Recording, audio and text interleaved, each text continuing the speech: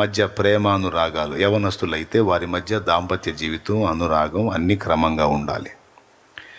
ఒక్కొక్క అక్క బయలుదేరేది భక్తి. భర్త కొంచెం లేట్ అవుతున్నట్టుంది, నువ్వు కాస్త ఎక్కువగా ప్రార్థనలో గడుపుతున్నట్టున్నావు, మరీ 1 గంట అవుతుంది, 12:30 అవుతుంది, కొంచెం సైతానోడా. ఎప్పుడు సైతాన్ గోల నీకు. ఈ దురాత్మ బంధించబడట్లేదు. ఎవరికి దురాత్మ? దుష్టుడా. అమ్మాయి నేనేం అనలేదు, కొంచెం నీకు నిద్ర ఉండట్లేదు, కాస్త నిద్ర బొమ్మని చెబుతున్నా. నా నిద్ర నాకు తెలుసులే, దేవుడి పని ఆపేది దెయ్యమే అంటే ఇప్పుడు ఎవరు? ఇక నోరు మూసుకోవటం, ఇక మళ్ళీ నోరు తిరగటానికి లేదు. ఈ భక్తి డెప్త్లోకి వెళ్ళిపోయి భర్తను నిర్లక్ష్యం చేసిందనుకో, చూసి చూసి చూసి కొద్ది రోజులు మరీ కొంతమంది ఎట్లా తయారయ్యారంటే, వినండి చెబుతా. ఈరోజు మొత్తం కుండబద్దల కార్యక్రమం, దేవునికి మహిమ. మరీ కొంతమంది ఎంత దరిద్రంగా తయారయ్యారంటే, దినమంతా కష్టపడి సాయంత్రానికి భర్త ఇంటికి వస్తే నువ్వు ఎంత ప్రార్థన చేస్తావో ఈ మధ్య గ్యాపులో ఏడు. నువ్వెంత భక్తురాలివైతే, అంత ఆత్మీయురాలివైతే, అంత ప్రార్థనాపరురాలివైతే, ఆయన ఆఫీసుకు పోయిన దగ్గర నుండి మళ్ళీ ఆయన ఇంటికి వచ్చిన దాకా ఏడో నీ ప్రార్థన.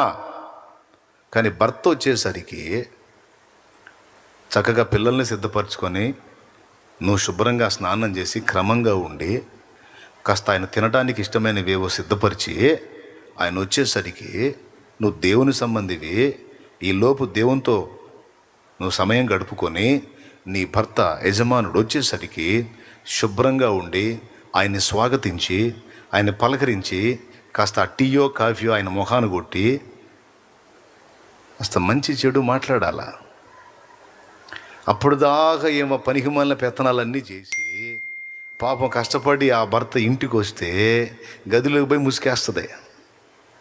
స్తోత్రం స్తోత్రం స్తోత్రం స్తోత్రం స్తోత్రం, glory glory glory glory glory glory glory glory glory. ఒరే నీ గ్లోరీ సావా, ఇదేమో గ్లోరీ? గోరియా గ్లోరియా? నువ్వేమో గ్లోరీ, మీ ఆయనకేమో గోరీ. ఇది ఎవరు చెప్పారు నీకు ఈ పద్ధతి?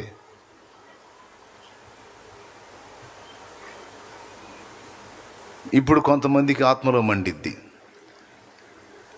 అసలేంది దేవుడితో గడిపితే ఏంది తప్పు అంటాడంది. మళ్ళీ చెప్తున్నా, మైండ్ దగ్గర పెట్టుకొని నేను చెప్పేటప్పుడు, దేవుడితో గడిపితే తప్పని ఇవ్వడంలా నేను అల్లా. మంచే, దేవునితో గడపటం మంచే, కానీ ఇంటి వారిని నిర్లక్ష్యం చేస్తే అవిశ్వాసి కన్నా చెడ్డవారు. మరి దాని సంగతి ఏంది? అది దేవుడే రాయించింది. మరి నీ బిడ్డల సంగతి ఏంది? భర్త సంగతి ఏంది? వాళ్ళకి జరగాల్సిన న్యాయం జరగొద్దా? వాళ్ళ బాధ్యత నెరవేర్చవా? ఇంటినేమో సైతానికి అప్పచెప్పి లోకాన్ని ఉద్ధరించుదామని బయలుదేరా భక్తురాలా. ఇంటిని, భర్తని, పిల్లల్ని సైతానికి అప్పచెప్పి లోకాన్ని బాగా ప్రపంచకాన్ని ఉద్ధరిద్దామని బయలుదేరింది. జాగ్రత్త. నువ్వు భక్తి బాగా డెప్త్లో ఉన్నాను, బాగా లోతుగా ఆత్మీయతలోకి వెళ్ళిపోతున్నానని నువ్వు బాగా మంచిగా దేవుడు దేవుడు ఓకే, దేవుడు మంచిది, కానీ ఆ మంచి ఇంకా ఎక్కువ చేసి అతి చేసి సైతాను గాడు మంచిది, ఎక్కువ గడుపు, ఇంకా అక్కడే ఉండు, తలుపులు తీయొద్దు, తలుపు కొట్టేవాడు సైతాన్, తీయొద్దు, అక్కడే ఉండు. చూస్తాడు, ఇక ఎప్పుడు కొట్టాడు తలుపు, ఇక ప్రశాంతంగా ఉంటాడు. ఇక ఏందండి అసలు ఏంటి, నన్ను ఏం పట్టించుకోవట్లేదని ఎప్పుడన్నా నువ్వు పలకరించావు అనుకో, ఎందుకమ్మా నువ్వు దేవుళ్ళలో బాగా డీప్గా ఉంటావు, నేను ఎందుకు పాడు చేయటం అని నేను కదిలించి తలుచుకోలేదు అమ్మాయి. అసలు వదిలేసి ఊరుకున్నాడు, అసలు పలకరించట్లేదు, కదిలించట్లేదు అంటే అర్థమైందా ఏం జరుగుతుందో? తెలివితో కూడి చెయ్యి. భక్తి చేస్తున్నానని అతి చేయవాకు. భర్తని బిడ్డల్ని నిర్లక్ష్యం చేయకూడదు. పురుషుడైతే భార్యని బిడ్డల్ని నిర్లక్ష్యం చేయకూడదు. ఒక్కొక్క భర్త ఉంటాడు, ఈయన బాగా డెప్త్లో ఉంటాడు, ఆమె కొంచెం అటు ఇటుగా ఉంటుంది. గుర్తుపెట్టుకు, నువ్వు ఎంత భక్తిపరుడవైనా నీ భార్యకు జరిపించాల్సిన ధర్మం జరిపించాలి, లేకపోతే జారత్వం జరిగిద్ది. వింటున్నావా? జారినిగా మారిపోద్ది. నువ్వు ఎంత భక్తి గల స్త్రీవైనా సరే నీ భర్తకు జరిపించాల్సిన ధర్మం, నేను చెప్పను, నా సొంత మాటగా లేఖనం, కొరింథీయులకు రాసిన మొదటి పత్రిక 7వ అధ్యాయం 1వ వచనం చూడు. మేలు అయినను జారత్వములు జరుగుచున్నందున ప్రతి వానికి సొంత భార్య ఉండవలెను, ప్రతి స్త్రీకి సొంత భర్త ఉండవలెను. భర్త భార్యకును అలాగుననే భార్య భర్తకును వారి వారి ధర్మములు నడుపవలెను. భర్తకే గాని భార్యకు తన దేహము పైన అధికారము లేదు, అలాగున భార్యకే గాని భర్తకు తన దేహం పైన అధికారము లేదు.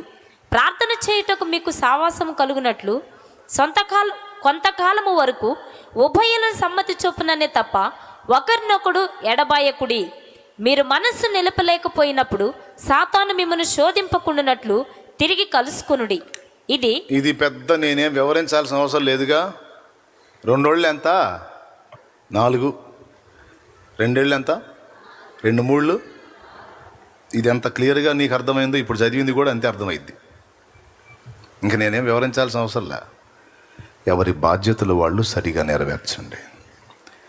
ఆ బాధ్యతల తర్వాత నువ్వు భక్తి. పొద్దున్నేలే 4ంటికి లే, చక్కగా గడుపు దేవునితో.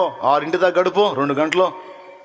ఇంకా నీకు మంచి భక్తి ఆసక్తి ఉంటే 3ంటికి లే, 3 గంటలు గడుపు దేవుడితో. 6 చక్కగా లేచి మంచిగా స్నానం చేసుకొని రెడీ అయిపోయి ఇల్లు క్లీన్ చేసుకొని మొత్తం ఇంట్లో బాధ్యతలు నెరవేర్చుకో. 9 ఎవరి బాధ్యతలు వాళ్ళకి నెరవేర్చే, పిల్లల్ని రెడీ చేసే, భర్తను రెడీ పంపించేసే. అప్పుడు మళ్ళా కూర్చో దేవునితో. లేదు నువ్వు జాబ్కి వెళ్ళే వ్యక్తివైతే వెళ్ళిపో, చూసుకో. రాత్రి వేళ అయింది, సాయంత్రం అయింది, ఇంటికి వచ్చారు చక్కగా, వాళ్ళ బాధ్యతలు చూసేసాయి.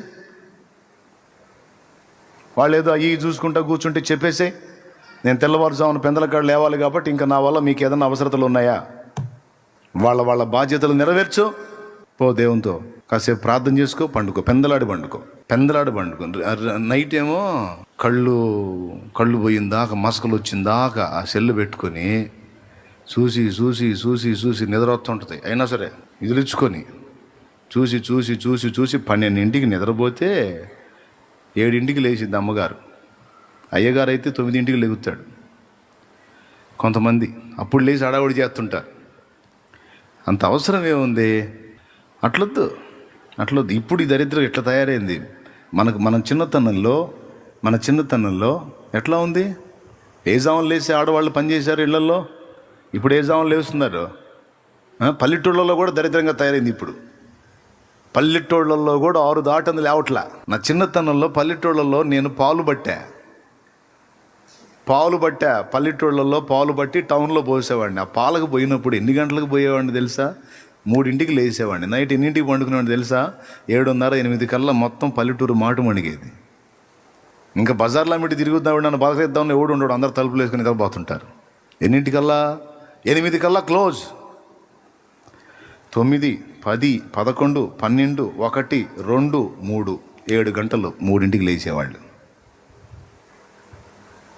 మళ్ళీ చెప్తా, 8 పండుగ 9, 10, 11, 12, అప్పటికి 4, 1, 2, 3 గంటలు. ఎన్ని గంటలయా? ఆరోగ్యవంతమైన నిద్ర. 3ంటికి లేచి ఊడ్చేవాళ్ళు, కళ్ళాపు కొట్టేవాళ్ళు స్త్రీలు. నేను ఆ జామున లేచి పాల బిందె కడుక్కొని అందులో ఆ లీటర్ పెట్టుకొని, మరి ఆ జామున లేస్తే కుక్కలు ఎమ్మడబడతాయిగా, అందుకని అందులో వేసి అది కలిదిస్తుంటే టంగ్ సౌండ్ వస్తూ ఉంటుంది. ఇంత సపోర్ట్తో వస్తున్నాడంటే ఇటు దొంగ కాదులే అనుకుని కుక్కలు కూడా సైలెంట్ అయ్యాయి. దొంగ కూడా సైలెంట్గా వస్తాడు కదా. నేను దొంగోడిని కాదు పాలోడిని సప్పుడు చేసుకుంటూ వెళ్ళేవాడిని. అప్పుడు చూసిన పల్లెటూరు పరిస్థితి, 3 గంటలకల్లా స్త్రీలు లేచేవాళ్ళు, 8 కల్లా నిద్రపోయేవాళ్ళు. ఇప్పుడు రివర్స్ అయిపోయింది. 8-12 అవుతుంది, 3-6 అవుతుంది. 8కి పండుకోవాల్సిన 11-12 అవట్లా, తెల్లారు లేటప్పటికి లేటు. నేను చెబుతున్నా, వినటానికి బాగుంది, ఆచరించడానికి చాలా కష్టం. కానీ ఆచరిస్తే దీవించబడతావు. 3 గంటలకు లేచి మోకాళ్ళు లేచావంటే ఎంత అద్భుతమైన టైము అది. ఇప్పటి రోజుల్లో 3ంటికి లేచి నువ్వు మోకాళ్ళు లేచావంటే రికార్డ్ బ్రేక్ అనమాట. ఇక నీ ప్రార్థనకి ఎంత ఫోర్స్ ఉంటుందో, ఎంత కాన్సన్ట్రేషన్ కుదురుతుందో, దేవదూతలు సంచరించేటువంటి అద్భుత సమయం, నీ ప్రార్థనలన్నీ, నీ స్తుతులు ప్రార్థనలు మొత్తం దేవుని సన్నిధికి చేరే టైం. అదేంది అప్పుడే చేరతాయా, విడిగా చేరవంటే చేరతాయి.